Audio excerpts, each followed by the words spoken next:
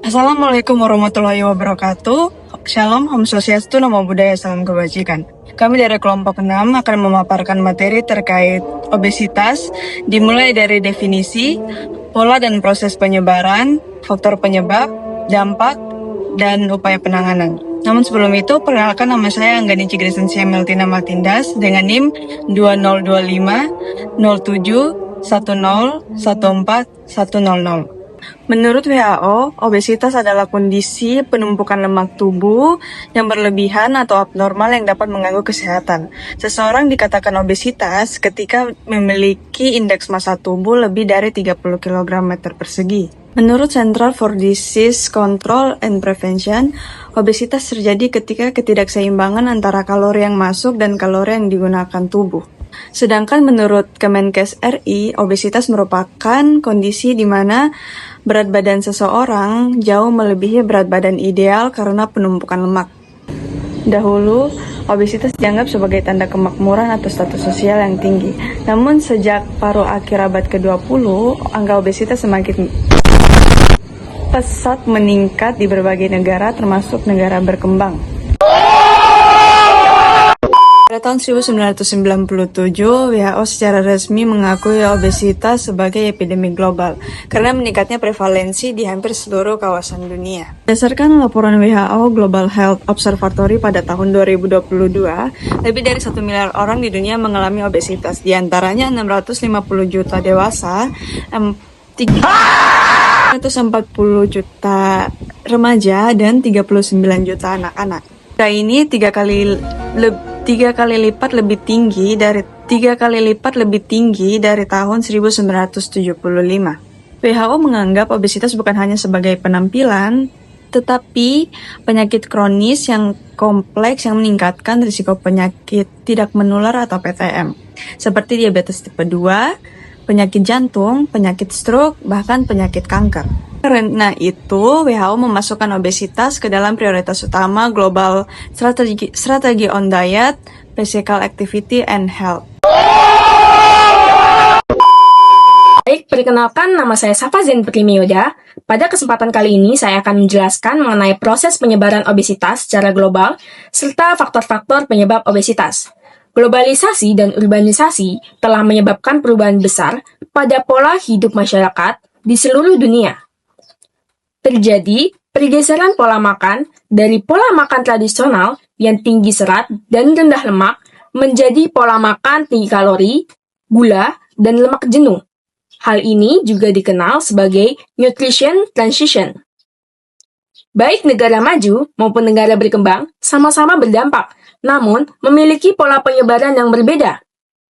Di negara maju, obesitas lebih banyak ditemukan pada kelompok ekonomi rendah. Sedangkan di negara berkembang, obesitas meningkat di kelompok ekonomi menengah ke atas karena perubahan gaya hidup modern. Penyebaran obesitas juga dipicu oleh beberapa faktor, seperti industri makanan cepat saji, iklan makanan berkalori tinggi, dan kemajuan teknologi yang membuat aktivitas fisik berkurang. Contohnya penggunaan gadget dan transportasi praktis. Negara seperti Amerika Serikat, Kanada, dan Inggris memiliki angka obesitas yang tinggi, yaitu lebih dari 35% populasi dewasa. Sementara di kawasan Asia Tenggara, Timur Tengah, dan Amerika Latin, angka obesitas juga meningkat, pesat akibat urbanisasi dan perubahan pola makan. Di Indonesia, angka obesitas terus meningkat, terutama di wilayah perkotaan, karena pola konsumsi tinggi lemak dan rendah serat. Selanjutnya, yaitu faktor penyebab obesitas. Faktor penyebab obesitas dibagi menjadi dua bagian, yaitu faktor utama dan faktor pendukung. Faktor utamanya yaitu kelebihan asupan kalori dibandingkan energi yang dikeluarkan. Kurangnya aktivitas fisik, pola makan tinggi lemak, gula, dan karbohidrat olahan. konsumsi makanan tinggi kalori seperti makanan cepat saji, minuman manis, dan makanan berlemak. Faktor pendukung lainnya yaitu faktor genetik dan hormonal, misalnya gangguan hormon leptin atau tiroid, faktor lingkungan, sosial, ekonomi seperti keterbatasan akses makanan sehat, pengaruh budaya makanan cepat saji, serta minimnya fasilitas olahraga. Faktor fisiologis, misalnya seperti stres, depresi, atau kebiasaan makan emosional. Faktor globalisasi yaitu pengaruh budaya konsumsi barat melalui media dan promosi makanan tinggi kalori.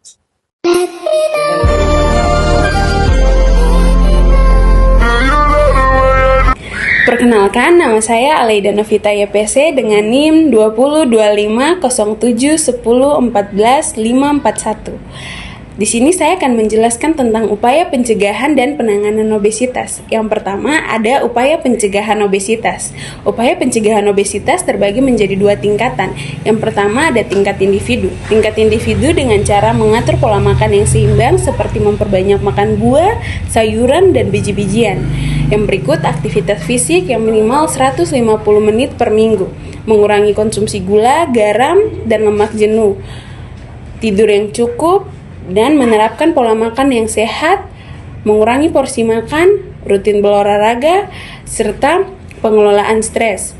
Yang berikutnya ada tingkat komunitas dan pemerintah. Pada tingkat komunitas dan pemerintah seperti kampanye edukasi gizi dan gaya hidup yang sehat, regulasi industri makanan seperti pelabelan gizi, pembatasan iklan junk food, dan pajak minuman bergula. Program intervensi sekolah dan tempat kerja yang mendorong untuk aktivitas fisik, kerjasama global dalam pengawasan dan promosi kesehatan masyarakat, edukasi gizi dan kampanye hidup sehat untuk penyediaan ruang publik dan aktivitas fisik yang cukup, regulasi iklan makanan tidak sehat seperti pelabelan gizi yang jelas, serta promosi program healthy lifestyle dalam tingkat global melalui Global Strategy on Diet, Physical Activity and Healthy yang mendorong negara-negara untuk membuat kebijakan yang menekan angka obesitas. Yang berikutnya ada penanganan obesitas. Pendekatan multidisiplin seperti kombinasi antara gaya hidup, intervensi medis, dan dukungan psikologis. Intervensi utama adalah diet terencana, seperti mengatur kalori dan nutrisi sesuai dengan kebutuhan individu. Yang berikut, olahraga yang rutin untuk menekan dan meningkatkan pembakaran energi. Yang berikutnya, terapi perilaku membantu perubahan kebiasaan makan. Yang berikut, ada terapi obat bila perubahan gaya hidup tidak cukup. Yang berikutnya ada bedah bariatrik untuk kasus obesitas berat. Pemantauan jangka panjang ini sangat penting. Perkenalkan, nama saya Martin Cakloso Melina. Baik, di kesempatan kali ini saya akan menjelaskan dampak obesitas. Dampak kesehatan yang menurunkan risiko penyakit tidak menular seperti diabetes, hipertensi, jantung koroner, serta kanker. Dampak obesitas juga bisa menyebabkan gangguan mental seperti depresi dan stres. Dampak sosial dan ekonominya adalah seperti orang jarang berinteraksi sosial dengan orang lain, serta kurang percaya diri. Dampak ekonominya adalah meningkatkan biaya ekonomi serta biaya pengobatannya. Di sini juga ada upaya pencegahannya, tetapi bersifat individu, seperti tidur yang teratur, pola makan yang teratur. Ya, contohnya juga seperti kurangi makanan yang bermanisan, makanan yang bergaram, dan berlemak jenuh. Ada juga tingkat komunitas dan pemerintah. Contohnya seperti edukasi gizi dan kampanye gaya hidup sehat di lingkungan dan di sekitar kita. Terus, regulasi makanan. Pembatasan iklan junk food. Ya, kenapa di sini saya mengambil iklan junk food? Karena kita anak-anak muda seringnya kalau kita pas ada nonton-nonton begini tiba-tiba ada iklan tentang makanan yang enak-enak, kita tuh rasanya ingin coba. Kita anak-anak muda tuh rasa ingin tahunya tuh sangat besar. Maka dari itu kita akan coba. Maka itu saya membatasi kita untuk tidak usah mengikuti iklan-iklan tersebut, karena kita tidak tahu itu bisa mengganggu kesehatan kita, gaya hidup sehat kita, seperti begitu. Kemudian